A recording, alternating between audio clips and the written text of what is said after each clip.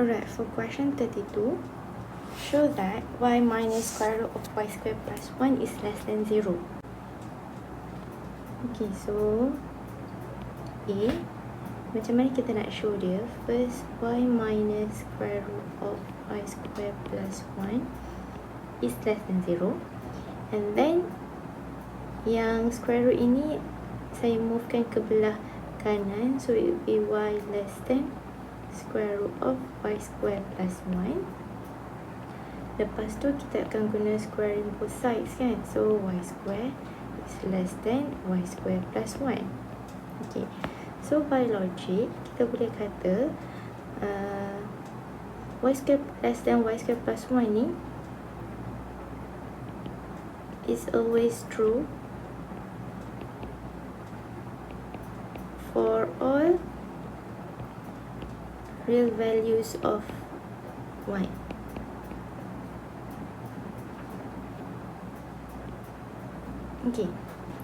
Okay, let's say y square itu kita jadikan satu nilai dia adalah 4.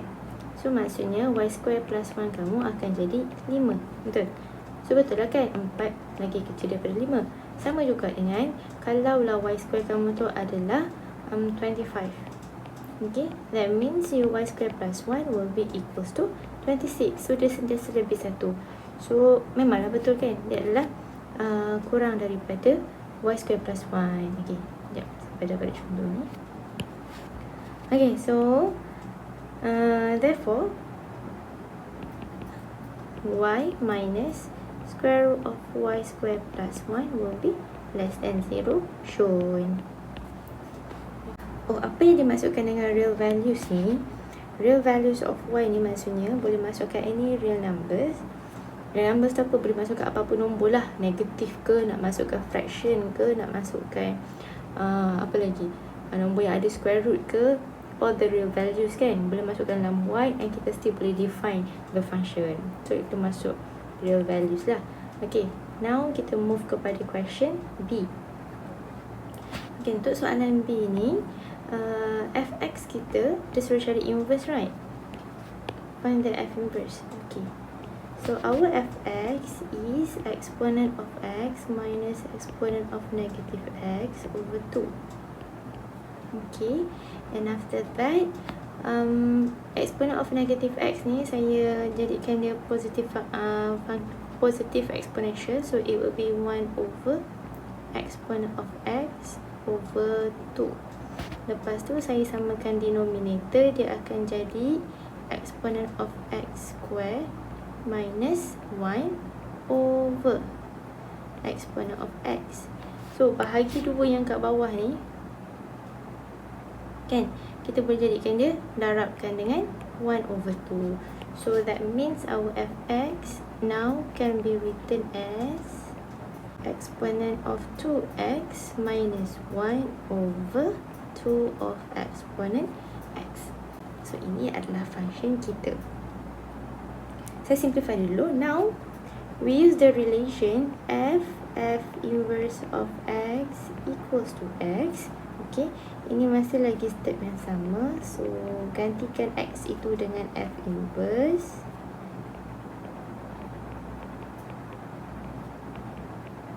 And then exponent of 2f inverse of x minus 1 equals to 2x exponent of f inverse of x. Okay, kita samakan dia dengan kosong. So it will be exponent of 2f inverse of x minus 2x exponent of f inverse of x minus 1 equals to 0. Okay, kat sini yang dia nampak complicated sedikit. Okay, this is actually a quadratic function. If I let e of f inverse sebagai another unknown, let's say m. So that means yang first term ni dia akan jadi m square minus 2xm minus 1 equals to 0. And then kita akan use quadratic formula. Okay, our a here is 1. Kat sini adalah kita punya b and this is our c. Kan? A, b, c. So masukkan dalam quadratic formula. So m equals to negative b plus minus square root of b square minus 4ac negative 1 divided by 2a. Okay, if we simplify this function, kita dapat 2x plus or minus square root of, yang dalamnya akan dapat 4x square plus 4. So 4 saya bawa keluar, x square plus 1 lah, over dengan 2. Okay, and then square root of 4 kita akan tahu dapat 2. So 2x plus or minus 2 square root of x square plus 1 over 2, and this one can be written can be simplified. 2 ni boleh potong, so x plus minus square root of x square plus 1. Okay, this is our m. Tapi m kita tu sebenarnya adalah e of f inverse kan.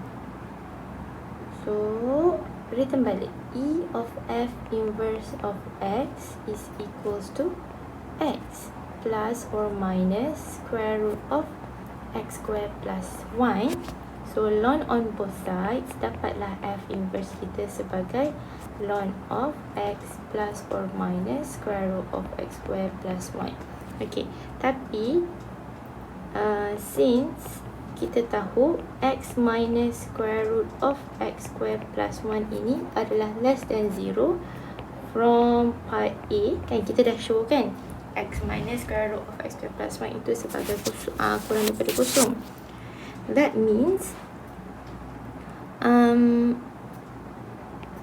ln of negative number will be undefined kan. So ln of x minus square root of x square plus 1 is rejected. Kenapa dia reject? Since it is undefined. Okay, and then barulah kita conclude final answer kita. So therefore f inverse of x is actually ln of x plus square root of x square plus 1. So this will be the conclusion for final answer kita.